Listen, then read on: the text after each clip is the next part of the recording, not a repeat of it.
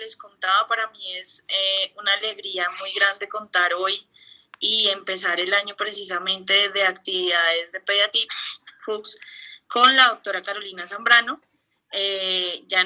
Algunos de ustedes la conocen, ya nos ha acompañado en ocasiones previas. Ella es médico general de la Universidad de los Andes, es pediatra de nuestra escuela, de la Fundación Universitaria de Ciencias de la Salud, y actualmente se desempeña como pediatra en nuestro servicio del Hospital San José Centro. Hoy la doctora Carolina nos acompaña con abordaje del estreñimiento en pediatría y la dejo con ustedes. Muchas gracias, doctora Carolina, por su compañía. Gracias, doctora Helen, y a todo el grupo de Pediatips por la invitación, porque todos los que me conocen saben que a mí me encanta este tema del estreñimiento y pues estoy muy contenta de poderlo compartir hoy con ustedes, que somos el grupo médico y de pediatras residentes estudiantes, y la idea es la otra semana hacer un conversatorio con los padres, ¿vale? Ahí vamos a hablar un poco más a fondo de todas las recomendaciones y cambios en estilo de vida que son importantísimos en el manejo del estreñimiento. Y pues hay muchos mitos y muchas acciones erradas que vemos nosotros como médicos todos los días en la práctica. Entonces, pues estoy muy feliz de acompañarlos. Vamos a iniciar. Creo que alguien tiene el micrófono abierto. Porfa, si pueden revisar. Gracias. Bueno, empezando con la introducción, es un problema muy común en pediatría. Es una causa muy frecuente de dolor abdominal. Lo vemos en muchísimas consultas de urgencias. Niños con dolor abdominal recurrente, digamos que difícil manejo. Cuando indagamos sobre las características de deposiciones, nos encontramos con algunas sorpresas. La prevalencia global se encuentra más o menos en el 3% de los pacientes pediátricos y cerca del 17 al 40% tienen inicio temprano del primer año. Ya vamos a ver que hay unos factores de riesgo y ese es uno de los factores que nos va a hablar para que pensemos en una causa distinta al estreñimiento funcional, que es en lo que más vamos a basarnos en la charla. ¿Sí? Tenemos múltiples etiologías, la mayoría no tienen una patología asociada, es este estreñimiento funcional que les digo. Sin embargo, como pediatras es muy importante que identifiquemos esas banderas rojas para saber en qué momento uno de esos estreñimientos ya se nos sale de lo normal y debemos buscarle alguna patología asociada. Bueno, normalmente estamos en consulta de pediatría, consulta de urgencias o consulta externa. Y hacemos esta pregunta. Uno le pregunta al niño, ¿cómo haces popó? O ¿cómo es tu popó? O a la mamá, ¿cómo es el popó de posición de tu bebé? Normalmente, ¿qué contestan? Alguno de los residentes que me diga en una palabra qué es lo que normalmente contesta tanto el niño como la mamá. Normal. Normal. Bien. La respuesta es siempre normal. Y este es el problema grandísimo, porque ¿qué es normal? Sí, es lo que uno y nosotros les decimos a las mamás, mamá, ¿qué es normal para ti? Puede que lo que para ti sea normal, definitivamente para mí no lo sea. Y de aquí partimos para dar la definición de estreñimiento. Entonces son los patrones normales de defecación. Sí, en pediatría nosotros tenemos un grupo muy amplio de pacientes y unos patrones que van a cambiar según la edad. Diferente a los neonatos, a los lactantes, a los escolares y ya a los niños más grandecitos cercanos a la edad adulta. Esta pues es una tabla interesante en la que nos hablan más o menos del número de evacuaciones por día y el número de evacuaciones por semana. Y en esto pues vamos a basarnos para hablar del estreñimiento. Esta definición pues es una definición que me parece interesante porque incluye varios factores. Entonces el estreñimiento va a estar definido como una defecación difícil y o retención anormal de materia fecal con una frecuencia menor a 3 deposiciones por semana, pero miremos que estas 3 pues van a hablar del grupo etario. Miren que si vemos los mayores de 3 años, aquí es cuando hablamos de 3 deposiciones por semana, pero lógicamente si es un neonato, pues nos tocaría empezar a pensar, ¿no? Si es normal, si no es normal. Asociada a dificultad para evacuar, deposiciones que sean de gran tamaño, que causen dolor, que causen molestias, sean duras, escasas o que asemejen una deposición caprina. Miren que aquí metimos múltiples cosas que nos van a hablar ya de la definición más adelante que nos expone el grupo de Roma del estreñimiento funcional, en el que ellos discriminan cada una de estas características que yo les acabo de decir, y si sumamos 2 de esas, pues vamos a completar el diagnóstico de estreñimiento. Pero entonces, ¿qué es importantísimo de la definición? Preguntar qué es normal para esa persona, ¿sí? Y cómo es el patrón. En ese patrón es número de veces y pues cómo es esa deposición, la consistencia. Vamos a hablar un poco así en general de la anatomía y como la fisiología, porque pues siempre le digo a los estudiantes que es importante que entiendan de base cómo está funcionando el tema para que así pues entiendan cómo funcionan los medicamentos y puedan dar recomendaciones, porque definitivamente en estreñimiento es importantísimo educar a los padres en este tema que yo les voy a hablar en estas 2 diapositivas que vienen, ¿sí? Si ellos entienden este concepto, lo más seguro es que van a involucrarse en el tratamiento y se van a comprometer con el cambio de estilos de vida. Entonces recuerden que, bueno, viene el bolo de materia fecal. Ya cuando vamos a producir la defecación hay una acción conjunta entre los esfínteres, que es el esfínter anal interno, el esfínter anal externo, el músculo puborectal y el recto. Recuerden que tenemos músculo esquelético en el esfínter anal externo y en el puborectal y músculo liso en el esfínter anal interno y también en el recto, ¿sí? Este esfínter anal interno va a ser el responsable del 80% del tono del ano, y este pues va a estar contraído de forma permanente. Este pues evita que haya una evacuación, digamos que espontánea, y el esfínter anal externo, que es el que nos va a generar la contracción voluntaria, ¿sí? Cuando llega ese bolo de materia fecal y hay esa contracción, ese cambio de presión en la musculatura, este pues esfínter interno va a presentar pues, la dilatación, la disminución del tono, y vamos a poder contraer de forma voluntaria el esfínter externo para lograr la evacuación, ¿sí? Que es importante la diferencia entre cuando el recto está vacío y cuando el recto está lleno. Entonces, normalmente el recto vacío va a estar colapsado, digamos que no va a tener pues un tono marcado. Ambos van a estar, tanto los 2 esfínteres, con un tono presente. El recto, acuérdense, completamente colapsado, y el tono va a estar en los esfínteres, o sea, en la parte distal, ¿sí? Esto es lo que va a permitir la continencia en caso de que el bolo empiece a bajar, ¿sí? Normalmente miren la ubicación del músculo cómo está. Este es el músculo puborectal, miren que como que rodea el recto y forma este ángulo que es el ángulo anorrectal, ¿sí? Normalmente esa contracción del músculo va a aumentar el ángulo, ¿sí ven? Este ángulo que se ve acá. Esto es lo que pasa cuando estamos en un recto vacío. Cuando hay un recto lleno, entonces las paredes se van a dilatar, el músculo va a sentir ese aumento de presión, va a enviar la señal al cerebro para que digamos, ok, tengo que defecar, una urgencia de defecación, y empieza el colon a mandar toda la contracción y el estímulo, que es el cramp, el cólico que uno siente cuando va a tener la deposición. ¿Qué va a pasar? El esfínter interno pues va a tener una relajación refleja ante ese aumento de presión, y tenemos la contracción voluntaria del esfínter externo. Y ahí tenemos 2 opciones. Entonces, o la persona decide ir al baño o decide no ir al baño, ¿sí? Que en los niños aquí es donde está el problema. Entonces, listo, decidimos ir al baño. ¿Qué va a pasar? Vamos a tener la relajación del músculo puborectal. La idea es que esta relajación pues también va a estar apoyada por un cambio en la posición del cuerpo, y esto lo voy a mostrar más adelante en unas de las recomendaciones. Normalmente vemos como los animalitos hacen deposición y es completamente en cuclillas, porque esta posición es la que va a permitir la liberación de ese ángulo anorrectal, ¿sí? Entonces, por eso me adelanto, aquí en las recomendaciones está que los niños, como tienen las piernitas volando en el inodoro, que tengan un soporte en los pies para que puedan apoyarlos y se puedan inclinar hacia adelante para disminuir este ángulo, ¿sí? Entonces, bueno, hay relajación, hay pérdida del ángulo, y ahí vemos cómo se produce pues la continuidad del recto. Ahí ya, como decidimos evacuar, hay una relajación del esfínter externo, un aumento de la presión intraabdominal. Pues, aumento de presión va a contrarrestar la presión intrarrectal y vamos a evacuar, ¿sí?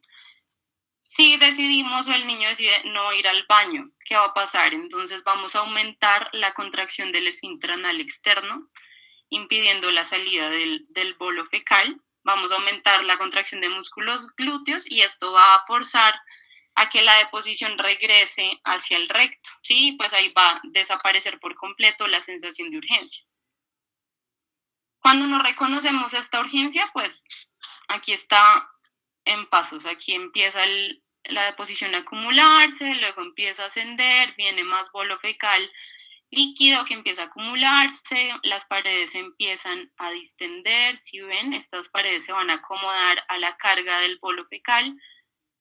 Y si esto es un ciclo a repetición, lo mismo, vuelve otra vez a haber urgencia, otra vez hacemos la contracción voluntaria, no hacemos evacuación y es un círculo vicioso. ¿Sí? Aquí vamos a aumentar la retención hasta el punto en que ya va a haber un adelgazamiento de la pared rectal y en casos extremos a un punto en el que ya las fibras musculares ni siquiera sienten esa urgencia y esa sobredistensión que tiene la pared. ¿Sí?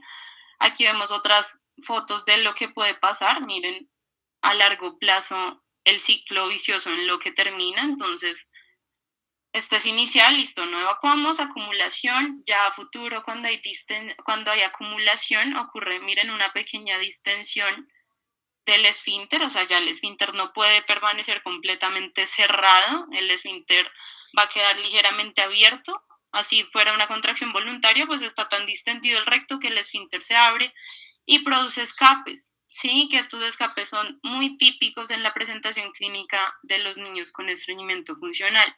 Los papás llegan diciendo, el niño tiene la ropa interior manchada de popó, el niño huele a popó, o a veces dicen que tienen diarrea y así lo llegan refiriendo, pero cuando uno va a ver realmente son puros escapes. ¿Y por qué ocurren los escapes? Porque en la parte superior, como ven acá en esta fotico, viene deposición líquida, ¿sí? Que se alcanza a filtrar por los lados del bolo, ¿sí? De esta roca que formamos aquí en recto distal, y como el esfínter externo está, digamos que distendido, se escapa, ¿sí? Esto es uno de los signos muy importantes que ustedes tienen que preguntar en los niños que sospechamos que tengan funcionalidad, esa llamada incontinencia fecal. Bueno, para empezar el abordaje, me basé en esta guía, la guía de las recomendaciones de ESPCAN y NASPCAN.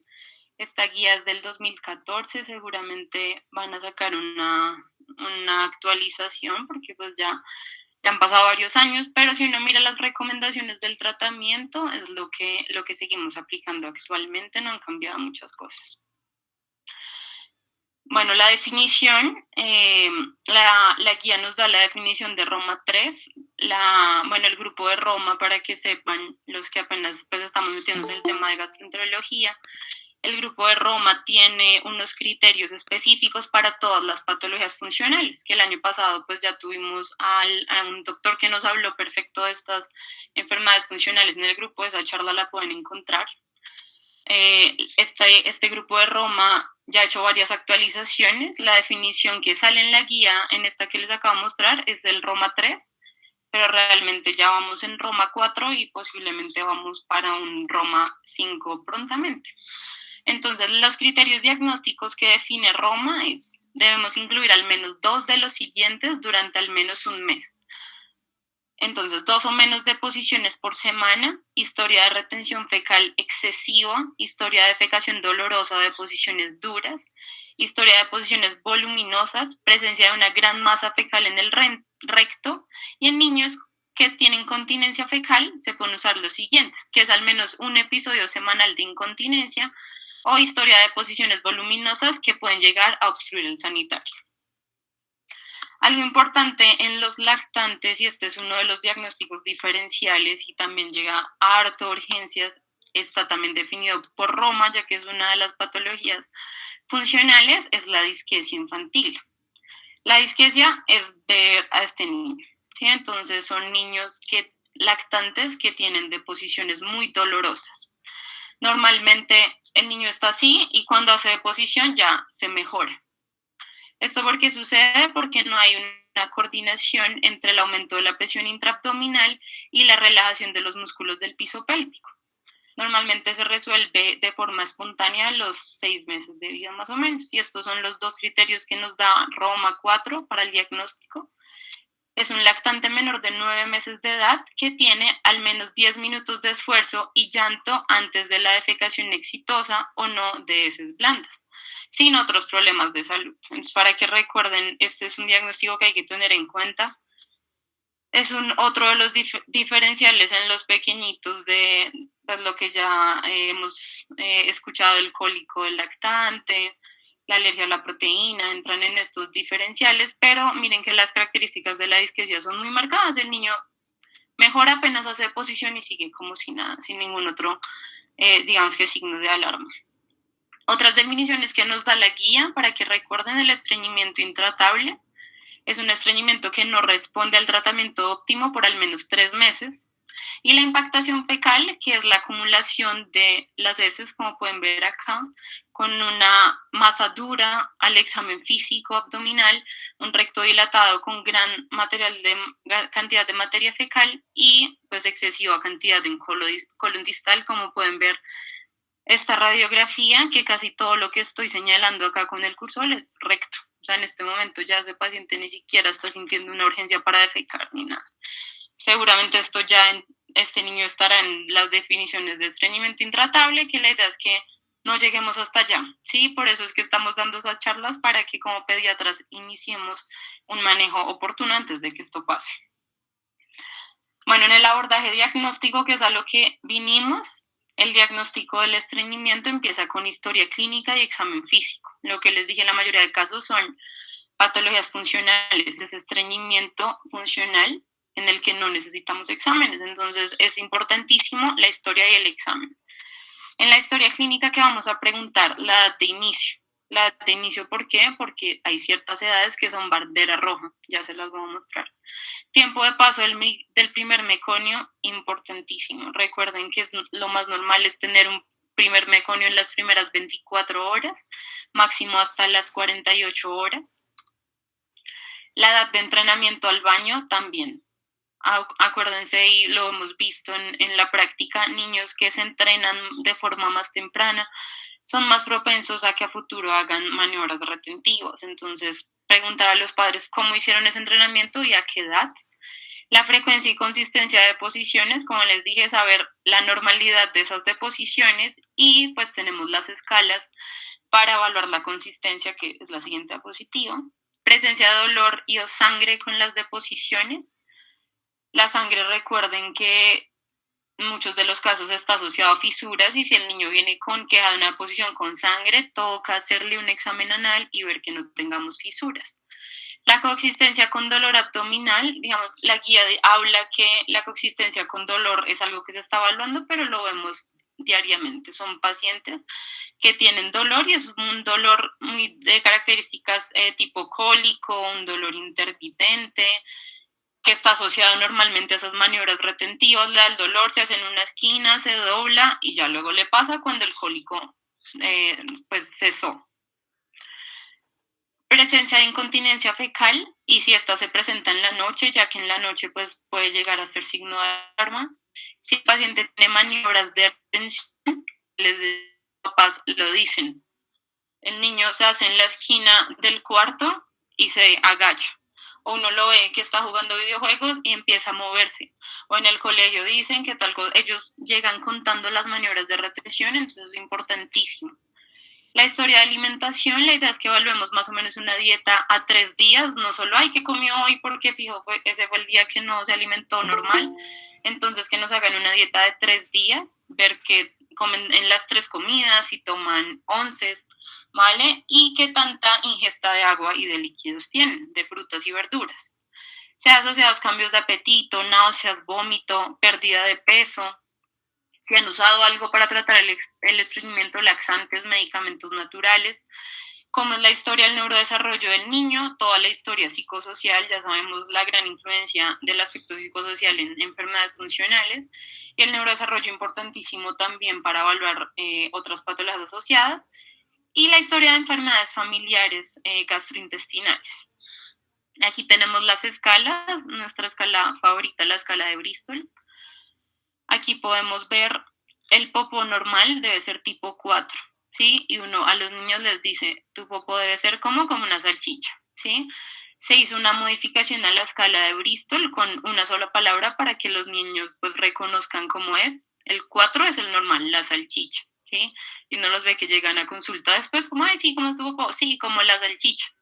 Bien, es importante que reconozcamos que ellos puedan interpretar esto y que vean el popó. Nos pasa mucho con los adolescentes que nunca son capaces de hablar del popó, les da asco, les da pena. Y en este tema pues toca perder la pena. ¿Listo?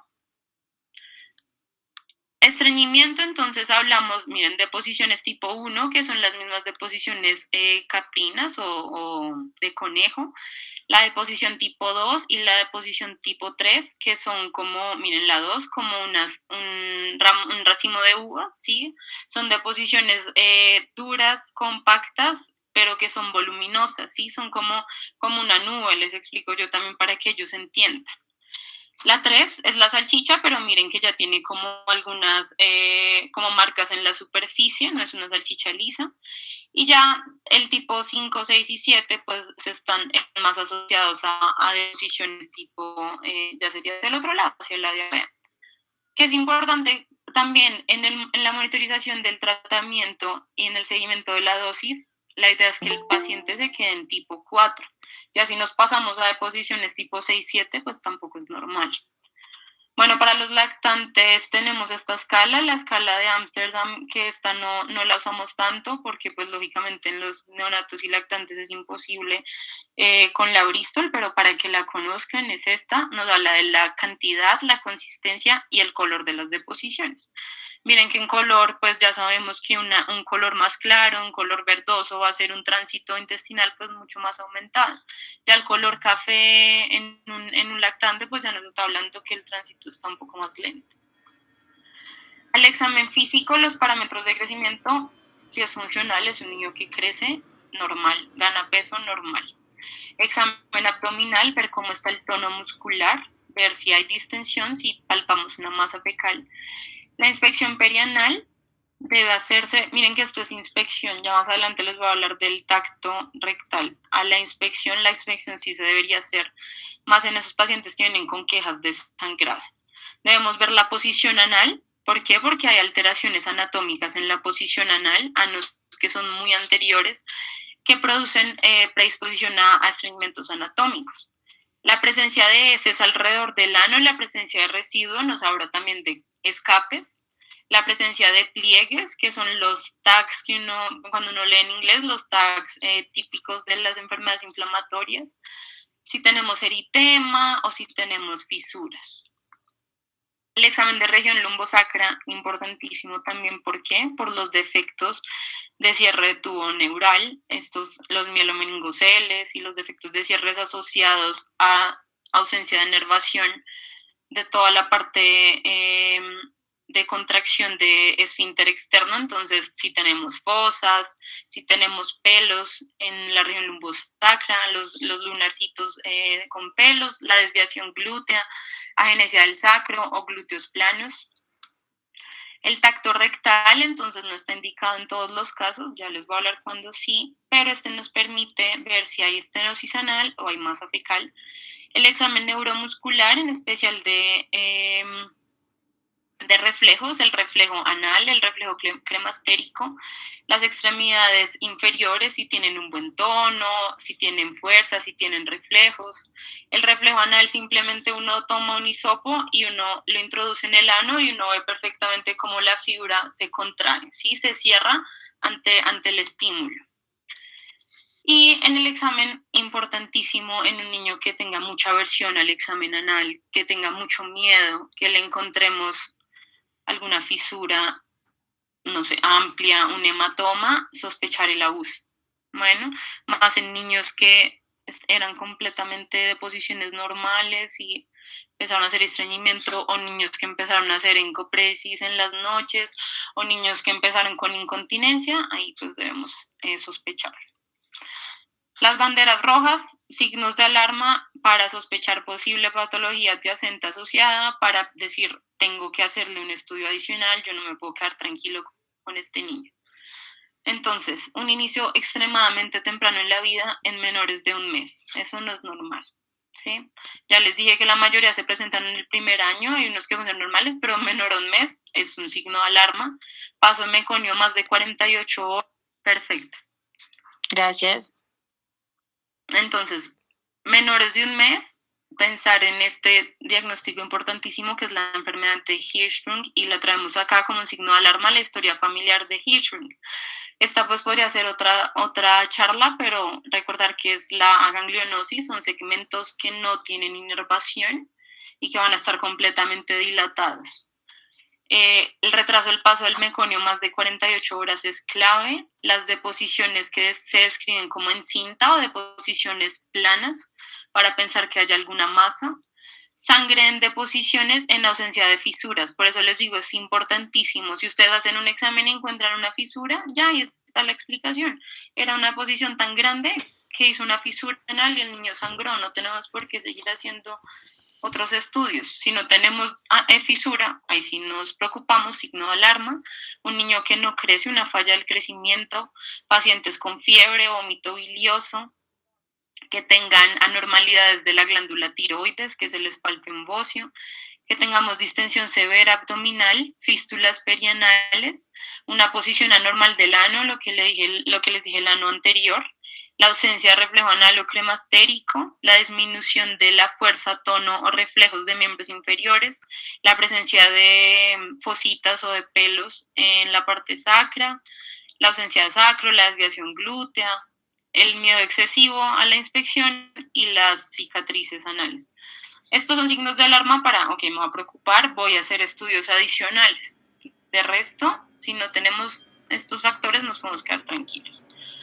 Aquí les traigo signos y síntomas asociados a los más importantes diferenciales del estreñimiento funcional. Uno de ellos pues, es el hipotiroidismo. Síntomas asociados como la fatiga, intolerancia al frío, bradicardia, falta de crecimiento, tiroides palpable, la diabetes insípida, poliuria, polidipsia, la fibrosis quística. Aquí importantísimo en el paso de meconio, los niños con hilio meconial es un signo ya que nos prende ahí la alarma para fibrosis. Aquí la deposición normalmente en fibrosis es diarrea y estatorrea, pero hay muchos niños que en la presentación gastrointestinal se presentan con estreñimiento y que hacen prolapso rectal. El prolapso rectal en un niño también es un signo de alarma para fibrosis, ¿vale? Asociado a la falla del crecimiento, que es lo básico de la fibrosis, y bueno, los síntomas de neumo, las neumonías a repetición, los síntomas respiratorios, son un poco más tardíos normalmente. Entonces, la ausencia de esto no nos descarta fibrosis. La enfermedad celíaca, aquí en Colombia no hay tantos celíacos, pero ya por las migraciones hemos visto un poco más. Niños que tienen asociado falla en el crecimiento, anemia ferropénica, y que normalmente pues se les hace la suspensión del gluten y tienen una mejoría. Las malformaciones anorrectales congénitas, si la posición del ano está en una apariencia anormal, y los niños con acidosis tubular renal, que es otra de las diferenciales en el niño que no crece, asociado a vómitos.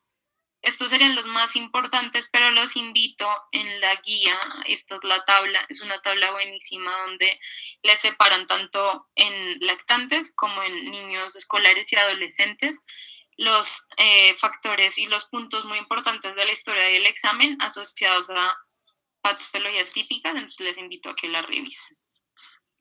Bueno, para el diagnóstico de estreñimiento, entonces, examen digital rectal no lo vamos a hacer de rutina. La guía pues nos dice solo si hay un criterio diagnóstico de Roma 3, ya sabemos que hay en Roma 4, entonces solo si hay un criterio de Roma 4, es decir, no completamos los dos criterios para el diagnóstico de funcional, ahí hacemos un examen digital. Y si hay signos de alarma, en estreñimiento intratable, pues hay que descartar otras patologías. La radiografía abdominal no se hace de rutina para diagnosticar estreñimiento funcional. ¿Sí? La hacemos en urgencias cuando tenemos sospecha de que el niño está impactado, que tiene una impactación fecal. De resto, no está indicada para diagnóstico. Y también ellos hablan que estar indican urgencias si el examen físico no es tan confiable o no es posible. Es decir, si uno tiene toda la historia clínica y el niño tiene una masa palpable y el antecedente que nos llama a funcionalidad, uno podría considerarlo. Igual en la práctica nosotros, y lo hemos visto, quedamos más tranquilos, nos hemos encontrado con radiografías de obstrucciones intestinales, más en los niños que no tenían esa historia de estreñimiento. Entonces, ante la duda, pues lógicamente hay que hacer la radiografía. El estudio de tránsito intestinal tampoco está recomendado para el diagnóstico de funcional. Este nos va a servir para discriminar un niño que tenga incontinencia fecal entre si es una incontinencia retentiva o si es una incontinencia no retentiva. Que las incontinencias no retentivas, pues como dice el nombre, es un niño que no retiene, o sea, no pasa todo lo que ya les expliqué en la funcionalidad, y esto es patológico, esto es anormal. El ultrasonido rectal no está recomendado para el diagnóstico del estreñimiento. Otros estudios, entonces, ya les dije, uno de los diferenciales es la alergia a la proteína de la leche de vaca. Algunos niños con alergia pueden presentarse con estreñimiento, entonces hay que considerarlo dentro de los diferenciales, pero no se recomienda hacer test de estudios para alergias, ¿sí? Lo que sí dice la guía es que si tenemos un estreñimiento que es intratable, se puede hacer una prueba de 2 a 4 semanas libre de proteína de la leche de vaca, ya sea suspendiendo toda la proteína en la alimentación materna o dando la fórmula extensamente hidrolizada. Si el niño mejora, y ahí sería como el reto en el diagnóstico de la alergia a la proteína, y reintroducimos la proteína y vuelve el estreñimiento, pues estaríamos ya yéndonos hacia otra patología, ya no es un estreñimiento funcional, pero ellos lo hablan como una opción en ese niño que es intratable. Tampoco hacemos de rutina pruebas de tiroides, tamizaje de enfermedad celíaca, mediciones de calcio para descartar hipercalcemia en niños que tienen ausencia de signos de alarma. Lógicamente, si ya el niño tiene fatiga, está aumentando de peso, pues lógicamente vamos a pedirle las pruebas de tiroides. Pero al niño completamente sano no se justifica hacerle todas estas pruebas. Si tenemos signos de alarma para sospecha de enfermedad de Hirschsprung, tenemos la biopsia rectal. Recuerden que la biopsia rectal por aspiración es el gold estándar para diagnóstico en los neonatos y los lactantes, ¿sí?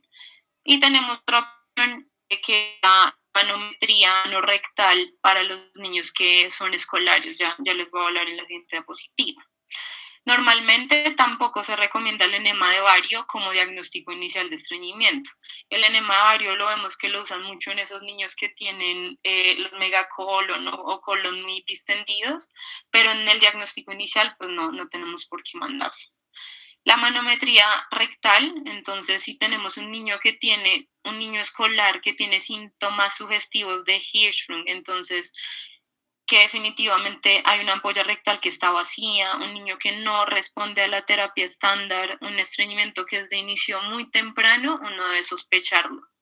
Aquí, para que no se les olvide, recuerdo mucho un niño que vimos en el infantil, que era un niño grande, como de 15 años, con estreñimiento desde que era lactante, pésimo control, con dosis de PEC elevadísimas diarias, se le daban 2 dosis diarias como de 50, era una locura, el niño distendidísimo, y resultó ser un Hirschsprung de diagnóstico más tardío. ¿Sí? Entonces, para que no se graben que el Hirschsprung es solo del neonato y del lactante, no, hay niños más grandes que también tienen una ganglionosis y hay que pensarlo.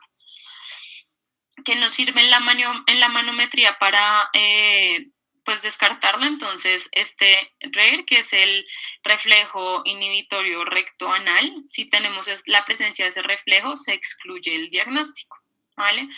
Si el reflejo es anormal y hay biopsia rectal normal, hacemos diagnóstico de acalasia rectal, que es otro de los diferenciales. Bueno, continuando con el tratamiento, esto creo que es lo más importante, y si hay estudiantes e internos que me estén escuchando, eso es lo que tienen que empezar ustedes desde la consulta como médicos generales. Las medidas no farmacológicas, que inicialmente se consideran como preventivas en muchos casos. ¿Sí? Ya un niño que ya viene con la historia clara, nosotros vemos que casi estas medidas no nos van a cambiar el desenlace. Lógicamente hay que hacerlas para que los medicamentos mejoren, pero ya en un niño que ha progresado toca sumarle a la medida no farmacológica la medida farmacológica. Entonces, la guía nos dice debe ser una dieta normal en fibra. No es que ahora el niño se va a empezar a comer toda la fibra de la vida, no. La fibra que se recomienda es más o menos 0,5 gramos por kilo en mayores de 5 años. En los más pequeños es difícil y uno no encuentra en sí la dosis de fibra, pero es una fibra normal. ¿Qué pasa? Muchas veces uno quiere que no, que la mayor cantidad de fibra, y lógicamente recuerden que la fibra es algo que el cuerpo no absorbe.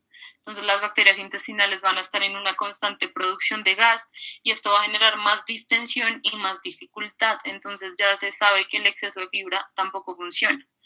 Y aquí importante, la fibra está en todas las frutas. No es que no puede comer manzana, pera, no.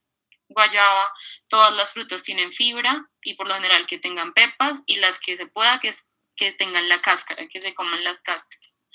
La dieta normal en líquidos, por lo mismo, normalmente los niños no están acostumbrados a tomar líquidos y en especial el agua. Aquí hacemos énfasis en la disminución de los jugos naturales, idealmente no consumirlos y lógicamente no consumo de procesados. Una actividad física normal. La guía dice no de rutina, prebióticos y probióticos. Ya saben que los probióticos, el estudio de probióticos está aumentando de forma grandísima, entonces seguramente en la próxima guía pueda que nos cambien este concepto. Se debe hacer un entrenamiento guiado a los pacientes con al menos 4 años para el entrenamiento del baño. Normalmente a veces los papás les encanta como adelantarse en el tema, pero lo normal es que a los 4 años de edad es que el niño esté alcanzando por completo el entrenamiento del baño de posiciones. Entonces no hay que adelantarse ni apresurarse ni hacerlo de afán. La guía aquí dice que no se recomienda el uso de biofeedback, pero realmente el biofeedback en otros estudios ha mostrado que sirve. Ese biofeedback es hablarle al paciente para cortar ese círculo vicioso que yo les presenté, porque los niños son muy conscientes y los padres también, y tenemos cómo cortarlo. Ellos dicen no uso de rutina, manejo multidisciplinario, pero esto también pues hay que evaluarlo. Ya sabemos toda la influencia psicosocial de la patología funcional, entonces definitivamente hay que tratar esta parte. Y tampoco recomiendan el uso de medidas alternativas de rutina. En modificaciones de comportamiento, aquí está lo que les hablaba. Normalmente pónganse ustedes en la posición del niño pequeño que está haciendo popó con los pies colgando. Es imposible. Los pies deben estar apoyados en el piso y los niños no van a alcanzar. Entonces, ¿qué les decimos a los papás? Tienen que comprar un banquito donde los niños puedan poner los pies, y miren cómo queda la posición de cuclilla, ¿sí? Esa posición de cuclilla nos va a permitir liberar el ángulo del esfínter. ¿Se acuerdan que les mostré? Y esto permite pues la salida fisiológica del popó. Sentarse por horario es vital en los niños, que les acostumbren a sentarse, en especial después de las comidas, desayuno, almuerzo y comida sagrado, se sientan. ¿Por qué? Porque vamos a aprovechar el reflejo gastrocólico. Cuando nosotros comemos tenemos un reflejo que nos ayuda a evacuar. La idea es que después de comer se obliguen a sentar, ¿vale? El uso de baños al momento necesario, y esto es importantísimo más que todo en los colegios, y uno les dice a los niños, cuando te dé la urgencia, vas al baño, no importa que estás jugando fútbol, estás jugando videojuegos, esto es lo más importante, en el momento en que sea necesario y cuando sientan el cólico, deben ir. Y pues con los niños sirven mucho los refuerzos positivos, entonces uno arma calendarios en el baño, te sentaste en el desayuno, te doy un sticker, te doy una carita feliz. Si tienes 5 stickers, te llevo a ver una película, ¿vale? La idea es que estos refuerzos positivos, pues lógicamente no sean dulces ni alimentos hipercalóricos.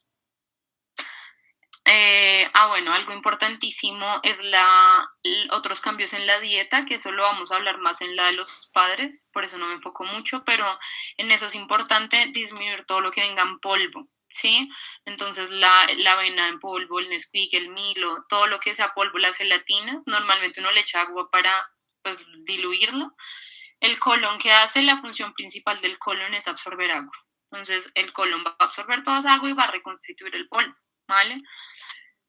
En la ingesta de agua en la dieta, que esa pues aquí en la dieta normal en líquidos, porque es tan importante el agua, por lo que les acabo de decir, el colon absorbe agua. Si el colon tiene más agua para absorber, pues vamos a tener mayor cantidad de agua intraluminal, que va a permitir que el popó sea más líquido. Y el agua es importantísima para que funcione nuestro principal manejo farmacológico que es nuestro amigo el PEC, ¿vale? Ya les hablo un poco de los mecanismos de acción de los laxantes. Voy a mostrarles primero las dosis y ya les muestro los mecanismos de acción. Entonces, ¿qué nos dice la guía para la desimpactación? Entonces, el niño que llegó a urgencias, 5 días sin hacer deposiciones, impactación. La primera línea va a ser el PEC, ¿vale? El PEC sin electrolitos, ellos ponen una dosis de 1 a 1.5 gramos kilo día por 3 a 6 días. Miren que acá dice, esta es la primera línea. En caso de que no se tenga disponible el PEC y se los puse en mayúscula, están los enemas. Un enema al día, miren, un enema al día por 3 a 6 días. ¿Por qué hago tanto énfasis en esto? A nosotros, bueno, a mí no me gustan, pero vemos que se ponen muchos enemas en urgencias. ¿Qué pasa con el enema? Cuando uno lo compara con el PEC, es igual de efectivo, o sea, ambos van a lograr la desimpactación. Pero estamos hablando de un niño que le tiene miedo a hacer popó, un niño que es súper inteligente y sabe que hacer popó duele, que tiene que hacer esquina del cuarto y retenerlo porque él no va a hacer algo que le produce dolor. Y le vamos a pasar una sonda para ponerle un enema. Eso es mucho más traumático en los niños funcionales, entonces la guía lo dice, por lo que es menos invasivo, la primera línea va a ser el PEC. En efectividad son iguales, lo que les dije. Los enemas es otro tema pues súper controversial con qué hacer el enema, qué se puede, qué no se puede poner. Acuérdense que todo, la mucosa pues tiene una absorción, todo lo que tenga electrolitos puede predisponer a alteraciones hidroelectrolíticas y esto puede tener efectos adversos severos, ¿vale? Por eso ustedes ven acá PEC sin electrolitos, a diferencia del de con electrolitos que se usan en adultos. Lo mismo los enemas de Trabat, que es picosulfato de sodio, los enemas con glicerina, los enemas jabonosos, todo eso hay que hacerlo con mucha precaución por la posibilidad de efecto adverso.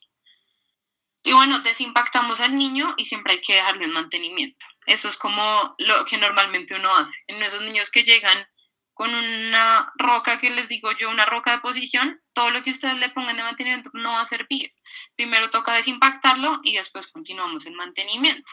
En mantenimiento también la primera línea es el PEC. Aquí ya hablamos con o sin electrolito. ¿Por qué? Porque es una dosis más baja, es un mantenimiento, pero casi siempre usamos el PEC sin electrolitos. La dosis inicial es de 0.4 gramos kilo día y con ajuste según la respuesta. De uso crónico y de mantenimiento no se recomiendan los enemas. La lactulosa también nos sirve como primera línea si no tenemos disponible PEC. Y como segunda línea tenemos otros laxantes como la leche de magnesia, el aceite mineral y los laxantes estimulantes. Importantísimo recordarle a los papás, es un largo plazo de manejo de mantenimiento, ¿sí? Al menos por 2 meses inicialmente, y para retirar el mantenimiento, el niño debe haber resuelto al menos 1 mes los síntomas, ¿vale? Se hace una disminución gradual del tratamiento, de la disminución de la dosis, y en los niños que todavía no han alcanzado el entrenamiento, se usan los laxantes hasta que completen el entrenamiento. Laxantes osmóticos, ya para hablarles de los mecanismos de acción, entonces los laxantes osmóticos, ¿cuál es nuestro mejor amigo? El PEC. Lo que hacen es que van a meterse dentro del bolo fecal y van a aumentar la carga osmótica. Al aumentar esa carga osmótica, ¿qué va a pasar? Van a atraer líquido, van a retener agua dentro del bolo fecal y van a permitir que la deposición sea más blanda, ¿vale? A la vez como van a aumentar la carga osmolar, van a distender el colon y esto puede llegar en cierta manera a promover el movimiento peristáltico, pero realmente pues no tiene digamos que una acción clara en producir esta contracción. Aquí están las dosis y ahorita les voy a mostrar. El tercero osmótico es el hidróxido de magnesio, el segundo la lactulosa y pues el PEC.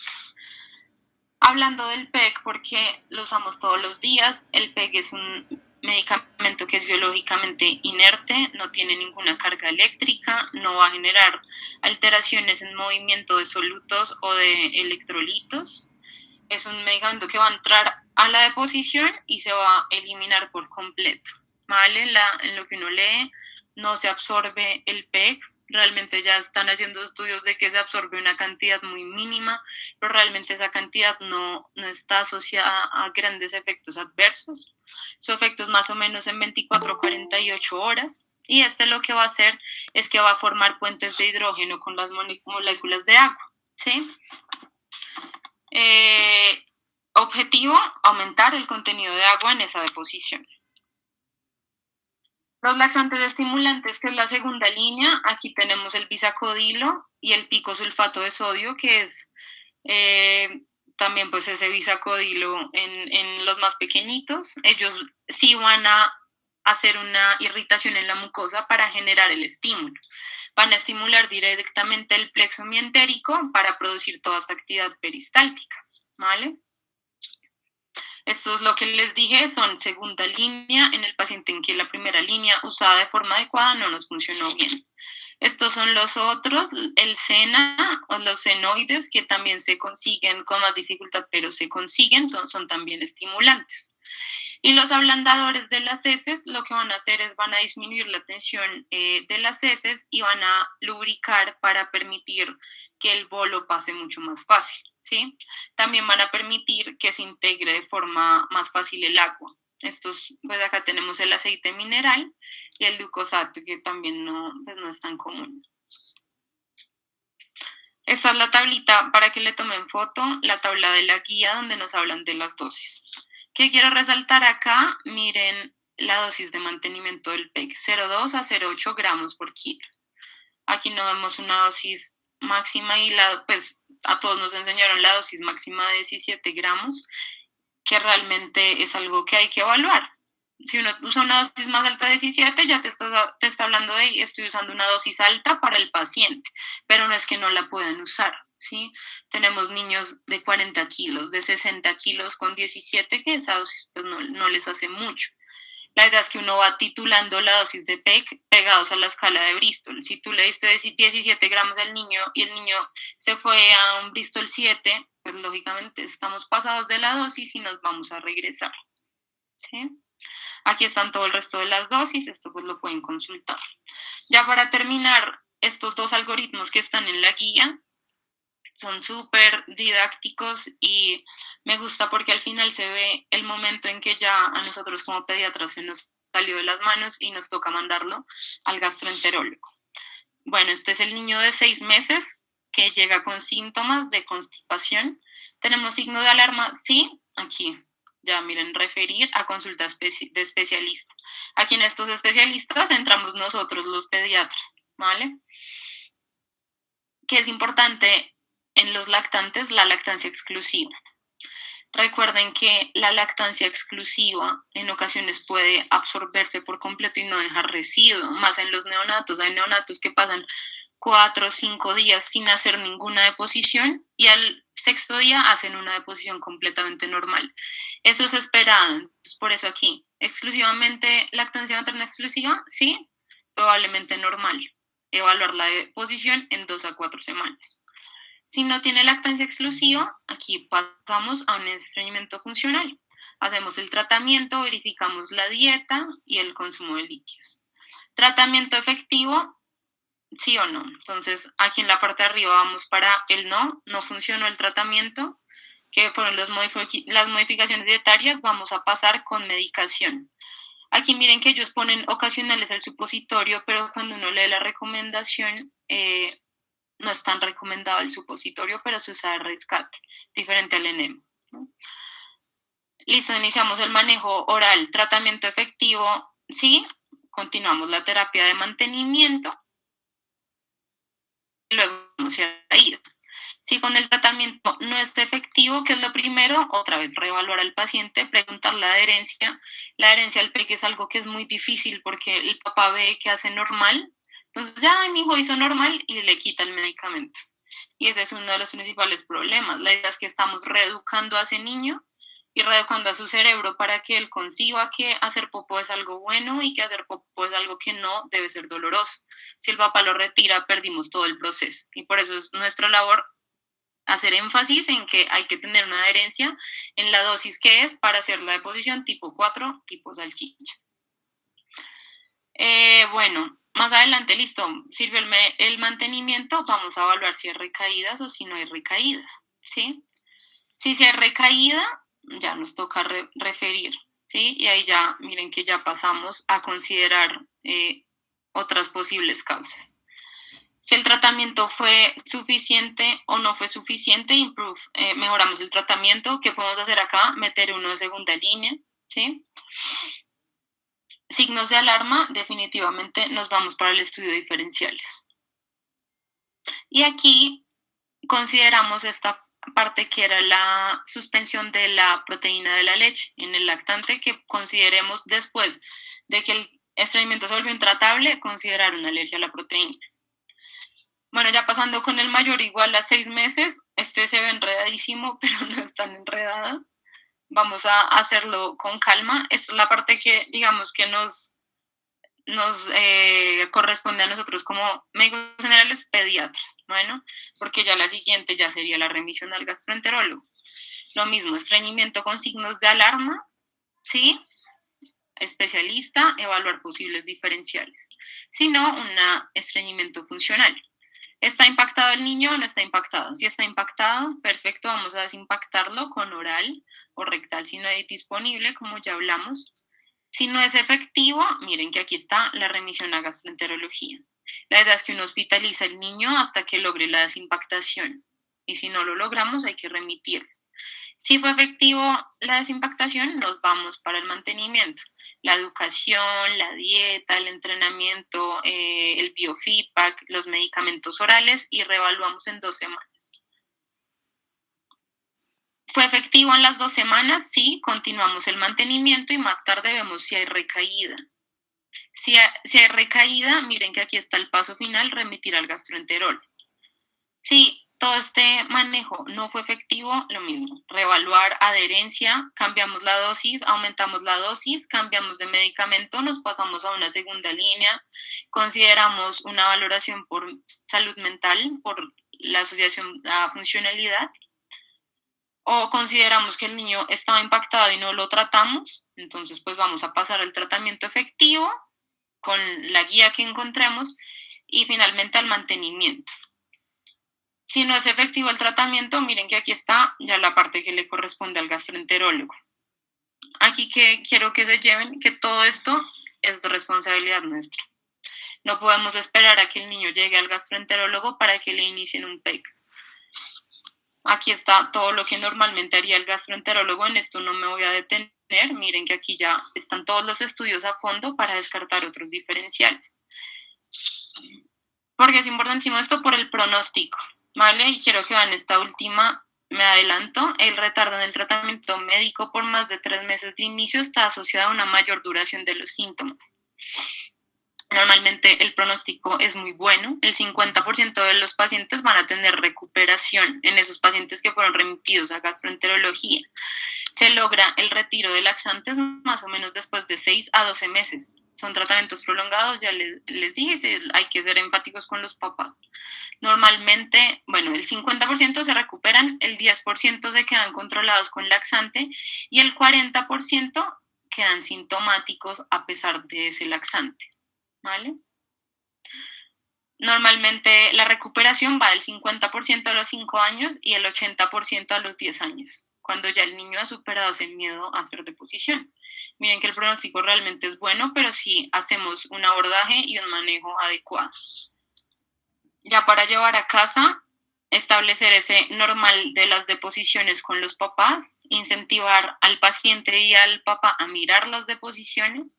La mayoría van a ser casos de estreñimiento funcional, para eso tenemos que descartar banderas rojas, iniciar de forma temprana medidas no farmacológicas preventivas, el inicio de manejo farmacológico oportuno, en general no métodos diagnósticos de rutina en la ausencia de alarma, y la remisión a tiempo ante sospecha de patología asociada o ante un estreñimiento intratable. Muchas gracias. Aquí les traigo una linda foto de la escala de Bristol. Si tienen preguntas, con mucho gusto, aquí está mi correo, me pueden escribir lo que necesiten.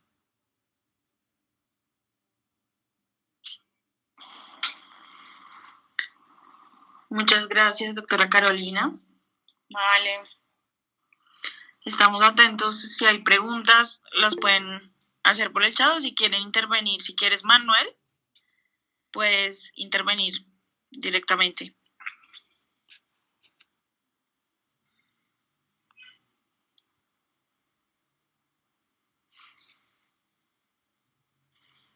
Tienes el micrófono aún cerrado, si quieres. Ay, qué pena, ya.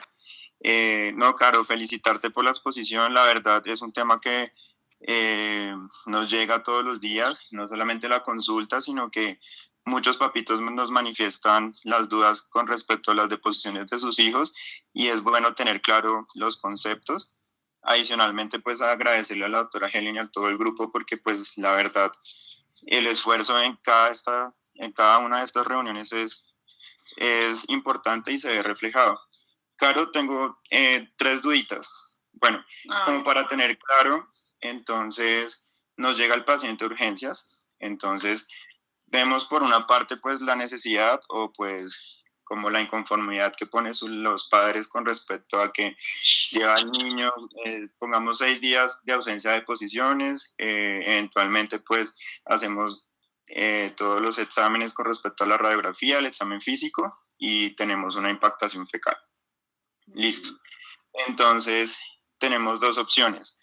Obviamente, pues digamos que lo indicado sería hospitalizar al niño, iniciarle el PEC y esperar a la deposición.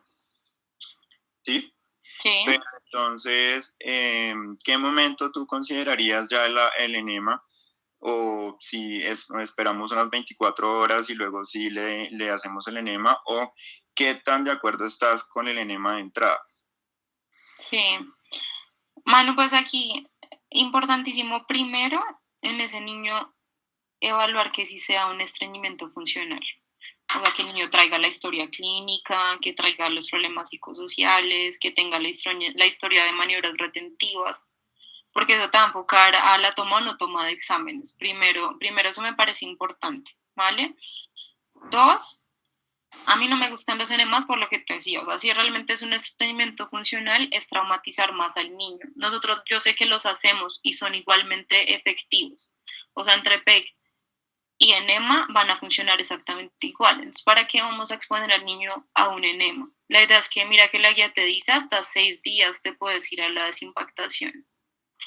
La guía ahí nos habla de dosis de 1 a 1.5 gramos al día. En la práctica y cuando hacemos nuestras rotaciones en gastroenterología vemos que usualmente se usan dosis más altas de PEC para desimpactar. En ocasiones dosis hasta de 3-4 gramos, que son las dosis que se usan para digamos que hacer toda la limpieza de colonoscopia. Entonces, lógicamente por sistema y eso pues es hospitalizar al niño un poco más de tiempo, pero pues es garantizar una desimpactación.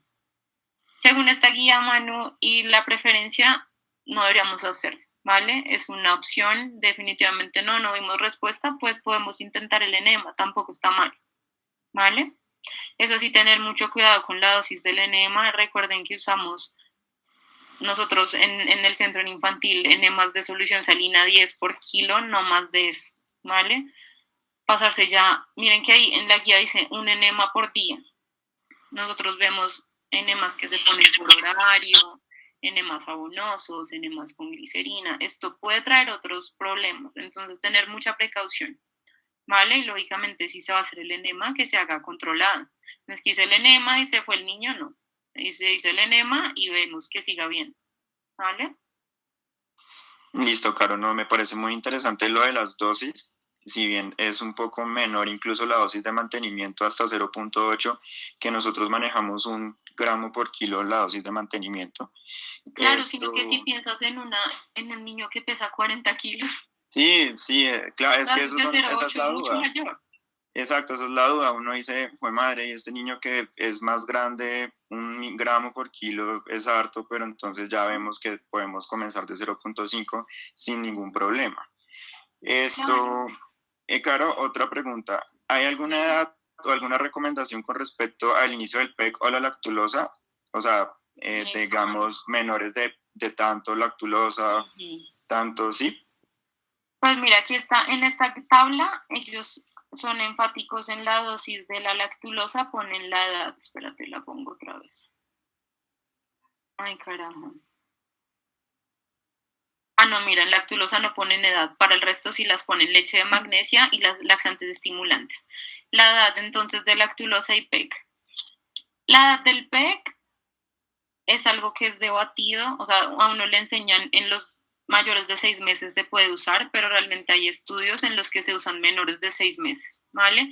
Hay un estudio súper bonito que es como una corte retrospectiva que evaluaron pacientes menores de 2 años, incluso tenían pacientes entre los 0 y los 5 meses y tuvieron pues unas dosis efectivas seguras que eran más o menos de 0,78 por kilo.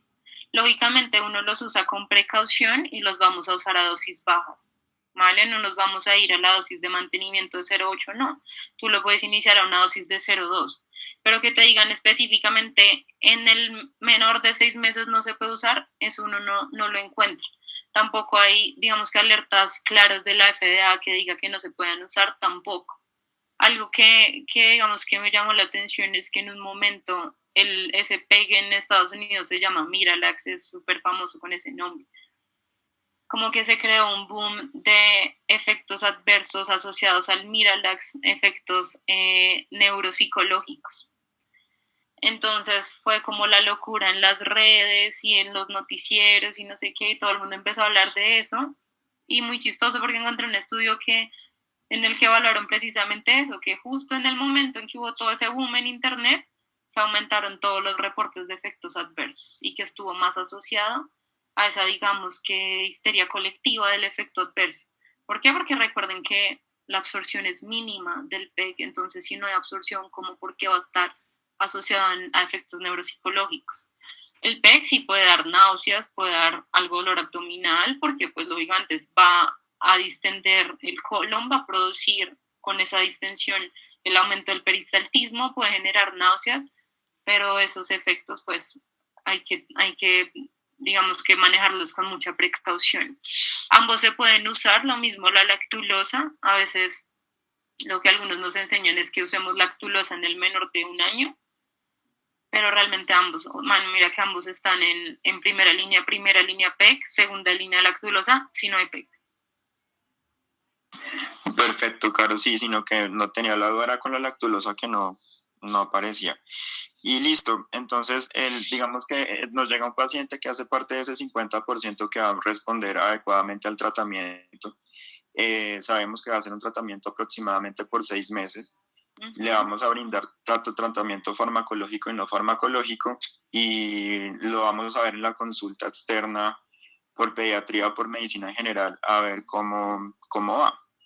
Entonces, según entendí, no sé, de pronto si nos puedes también dejar claro, vamos a dejar esa dosis de mantenimiento al menos por 2 meses, vamos a evaluar cómo va a ser ese diario de deposiciones, la alimentación también del paciente y también pues la escala de Bristol, obviamente, y según eso vamos a comenzar a disminuir la dosis o en qué momento comenzamos a disminuir la dosis y la retiramos, por así decirlo, haciendo una prueba si respondió o no en la consulta.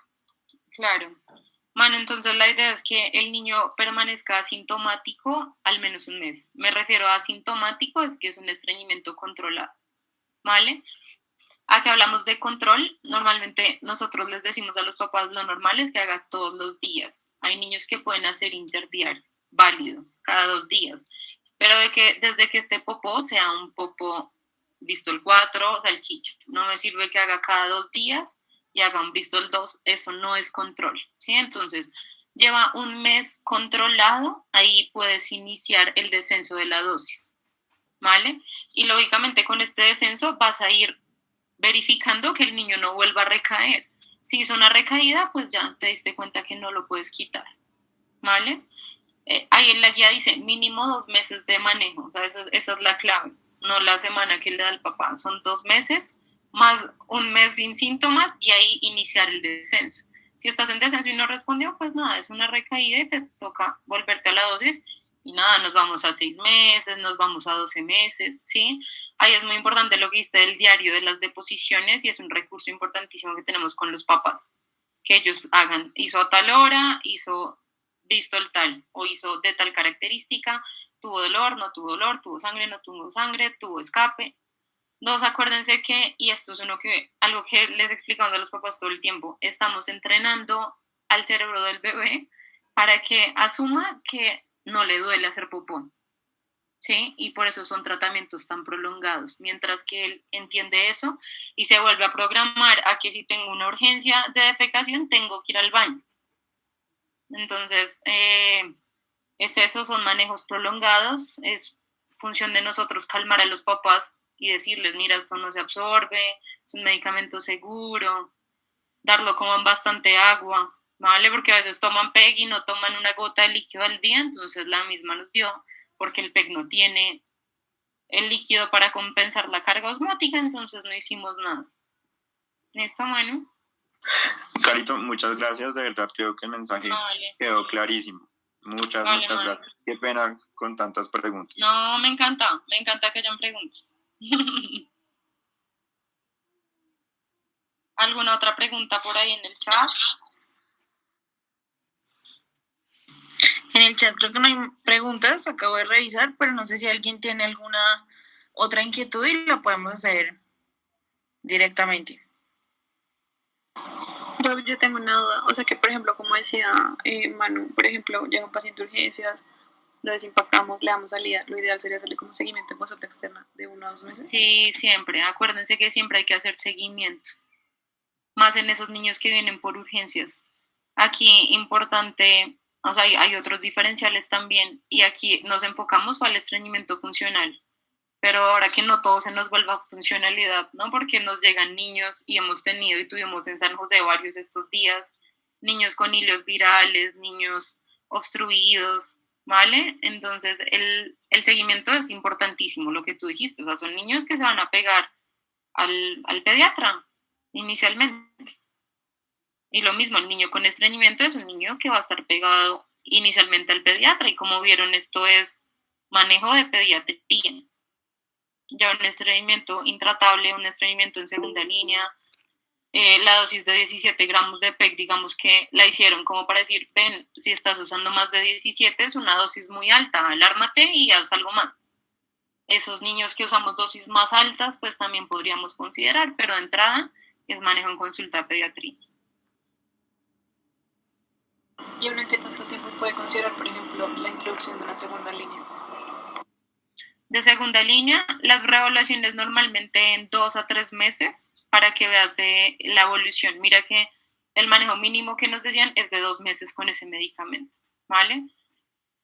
Si definitivamente no responde absolutamente nada, puedes meterle la segunda línea de una vez y lo vemos. La segunda línea más común es el Bisacodyl, ¿sí? Y en los más pequeñitos, las gotas de Bisacodyl, pues que son realmente el picosulfato. Gracias, doctor. Vale. Creo que Julie Alarcón había levantado la mano. ¿Tienes alguna intervención, Julie?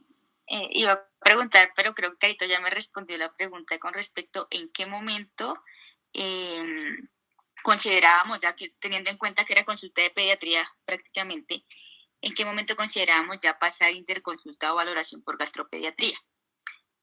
Esa era básicamente la pregunta, pero ya me la respondió ahí con, con lo que estaba respondiendo a Julie. Carito, muchas gracias. Todo súper con mucho gusto. la charla. Carito, espérame que me acaba de surgir otra duda. Cuando se va a generar o se va a utilizar la segunda línea, ¿hay que suspender el PEG o se utiliza el PEG más la segunda línea?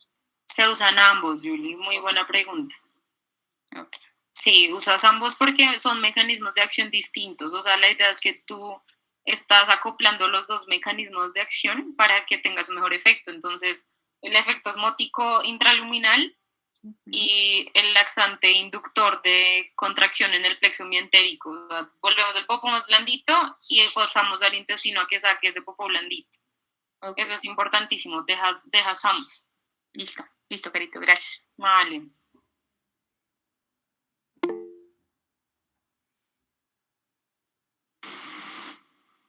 Andrea, te escuchamos. Si dentro de las opciones de manejo de segunda línea estaría contraindicado iniciar un manejo que esté asociado a inducir como dolor, porque el paciente, su principal síntoma es el dolor, ¿qué otras opciones existirían? ¿Cómo así, André? Si no le voy a dar bisacodilo. Ok. Ay, perdón. Déjame les pongo acá para que vean. Los otros laxantes estimulantes que están son el sena y los derivados de los senoides, que esos se consiguen. Hay algunos que hasta vienen en chocolate, que son otros laxantes estimulantes, ¿vale? Son medicamentos que, como tú lo dices, van a inducir el peristaltismo y a inducir el cólico, ¿vale? Este es el sena, el picosulfato, que es la otra opción. El picosulfato se usa más en los pequeñitos, realmente la opción mayor en los grandes es el bisacodilo. Con el bisacodilo, si no tienes respuesta inicial con la primera dosis, pues aumentar la dosis, ¿no? Nosotros vemos pacientes con dosis de 5 cada 12 horas, a veces en ocasiones hasta cada 8 horas, que pues eso ya estaremos un poco aumentados, pero está en las opciones. Estos tres, mira, serían los estimulantes: el sena, el picosulfato y el bisacodilo.